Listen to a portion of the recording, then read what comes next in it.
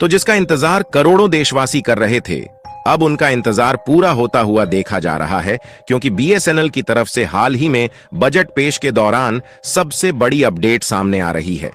दरअसल बीएसएनएल को हाल ही में फाइनेंशियल ईयर 2024-25 के यूनियन बजट पेश के दौरान लगभग 82,916 करोड़ रुपए का एलोकेशन दिया गया है, क्योंकि आप लोगों ने और अन्य मोबाइल यूजर्स ने जिस तरीके से बीएसएनएल का साथ दिया है और जियो का बायकॉट किया, उससे सरकार भी काफी ज्यादा इन्फ्लुएंस हो चुकी है। और सरकार ने कोई छोटा मोटा नहीं, बल्कि बीएसएनएल को 82,916 करोड़ यानी कि लगभग 83,000 करोड़ रुपए का फंड एलोकेट कर दिया है,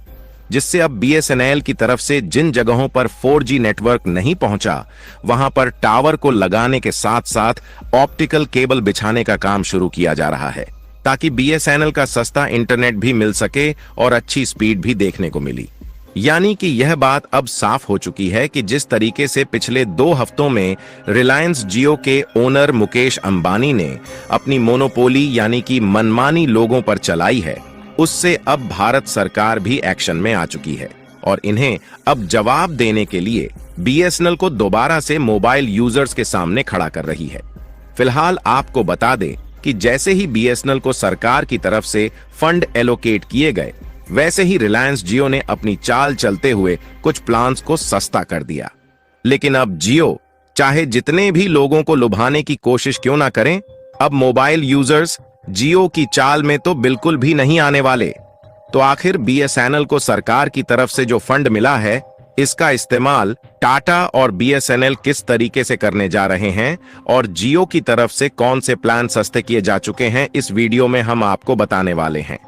लेकिन आगे बढ़ने से पहले कमेंट बॉक्स में बीएसएनएल की घर वापसी के लिए बधाई देकर चैनल को सब्सक्राइब जरूर कर लीजिए। देखिए, पिछले 2 हफ्तों में जिस तरीके से प्राइवेट सेक्टर की तीनों टेलीकॉम कंपनियां जियो, एयरटेल और वोडाफोन आइडिया ने अपनी मोनोपोली भारत के करोड़ों देशवासियों पर चलाई है, इससे सभी मोबाइल यूजर जियो को लेकर पूरी तरह से विरोध कर रहे हैं और इसमें सरकार की भी कहीं ना कहीं गलती निकाली जा रही थी कि सरकार ने ही बीएसएनएल के नेटवर्क कवरेज को बढ़ाने के लिए बराबर फंड एलोकेट नहीं किया, जिससे बीएसएनएल डूब गया और इसी के कारण यह प्राइवेट सेक्टर वाली कंपनी अब भारत के लोगों पर अपनी मनमानी चला रही है। लेकिन भारत सरकार को ऐसी बातें सुनने में आ रही है तो वह पूरी तरह से एक्शन में आ चुकी है। और जब इसी बीच 23 जुलाई को बजट पेश होना था, तो इसी बजट में अकेले टेलीकॉम सेक्टर के लिए 1 ट्रिलियन का फंड एलोकेट किया गया है,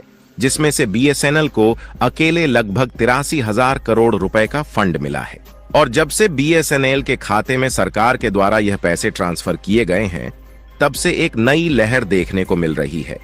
और जब सरकार का खुद साथ मिल रहा है, तो बीएसएनएल और टाटा दोनों मिलकर सस्ता इंटरनेट प्रोवाइड करने के लिए फिर से एक बार अपनी कमर कस चुके हैं।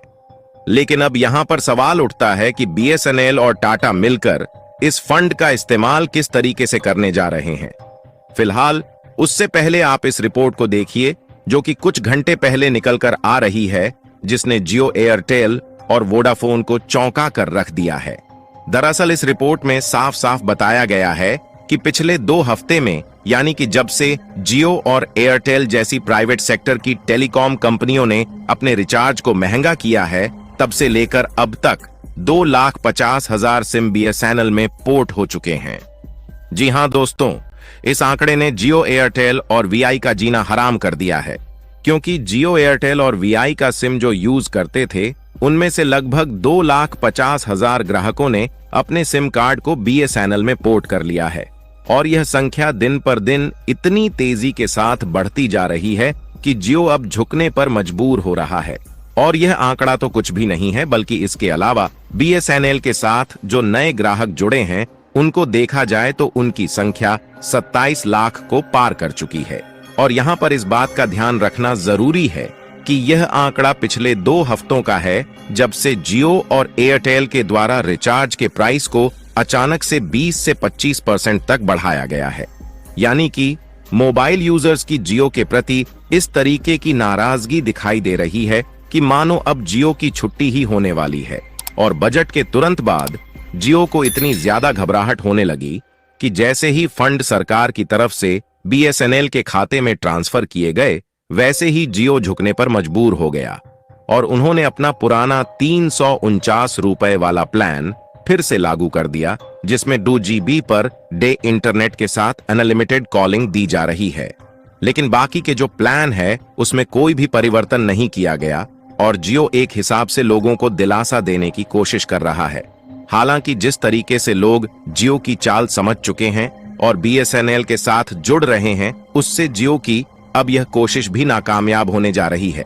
चलिए बात करते हैं कि बीएसएनएल और टाटा मिलकर इस 83,000 करोड़ रुपए के फंड का इस्तेमाल किस तरीके से करने जा रहे हैं। पहले आपको यह बात कंफर्म कर दे कि 83,000 करोड़ रुपए अकेले बीएसएनएल को मिले हैं, जबकि भारत के पूरे टेलीकॉम सेक्टर को बढ़ाने के लिए लगभग 1.27 लाख करोड़ रुपए का बजट दिया जा चुका है। और टेलीकॉम सेक्टर में इस बार भारत सरकार और बीएसएनएल मिलकर काम करने जा रही है, जिसमें सबसे पहले भारत के लगभग सभी गांव तक ऑप्टिकल फाइबर केबल बिछाई जाएगी,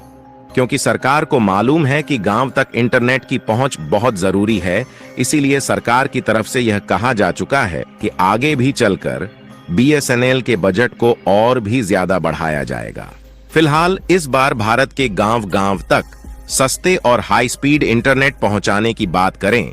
तो इसको भारत नेट योजना का नाम दिया गया है, जिसके लिए पिछले साल लगभग 1500 करोड़ रुपए का बजट दिया गया था, जिससे आपने देखा ही होगा कि इस समय कई शहरों में बीएसएनएल के 4G नेटवर्क उपलब्ध हो चुके हैं। लेकिन सरकार को इस बार लगा कि बीएसएनएल को मार्केट में रहना काफी ज्यादा जरूरी है, नहीं तो प्राइवेट टेलीकॉम कंपनियां अपनी मनमानी करती रहेगी। इसलिए भारत नेट परियोजना के तहत ऑप्टिकल फाइबर के जरिए गांव-गांव तक इंटरनेट पहुंचाने के लिए 83,000 करोड़ रुपए का बजट दे दिया है। और आपको जानकर हैरानी होगी कि न सिर्फ गांव तक सस्ता इंटरनेट पहुंचाने की तैयारी चल रही है, बल्कि सरकार की तरफ से भारत के सभी लोगों को फ्री में इंटरनेट प्रोवाइड करने की मंजूरी मिल गई है। हालांकि यह संभव तभी हो पाएगा जब भारत के सभी गांव तक ऑप्टिकल फाइबर की केबल से 4G इंटरनेट मिलने लगेगा। पर आपको बता दें कि भारत के टेलीकॉम सेक्टर को इतना ज्यादा बजट इसलिए दिया गया है ताकि प्राइवेट कंपनियों की मोनोपोली तो खत्म होगी, साथ ही लोगों को रोजगार के नए अवसर भी मिल सके। क्योंकि एक समय था जब बीएसएनएल अपने कर्मचारियों की सैलरी नहीं दे पा रहा था और उन्हें ना चाहते हुए कई कर्मचारियों को निकालना पड़ा। लेकिन अब बीएसएनएल के कर्मचारियों को सैलरी बराबर मिलेगी, जिससे वह अपने ग्राहकों को अच्छी सुविधा दे पाएंगे। और आपको यह भी बता दें कि बीएसएनएल का 4G जियो, एयरटेल और वीआई की तुलना में बिल्कुल अलग है, क्योंकि इसमें स्वदेशी टेक्नोलॉजी का इस्तेमाल हो रहा है, जिसमें भारत में बनाए गए कंपोनेंट ही लगाए जा रहे हैं, जबकि जियो और एयरटेल आज भी 40% टेक्नोलॉजी और कंपोनेंट चीन और जापान की यूज कर रहे हैं।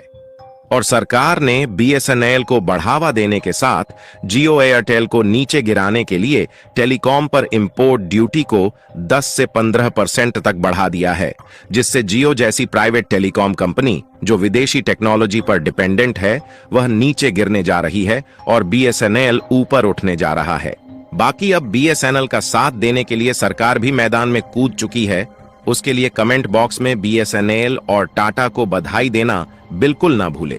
साथ ही इस वीडियो को एक लाइक करके अपने मित्रों तक शेयर जरूर करें, ताकि बीएसएनएल की सही जानकारी भारत के कोने कोने में पहुंच जाए। इसी तरह और भी नॉलेजेबल वीडियो देखने के लिए चैनल को सब्सक्राइब करके बेल आइकन को ऑल पर जरूर सेलेक्ट करें।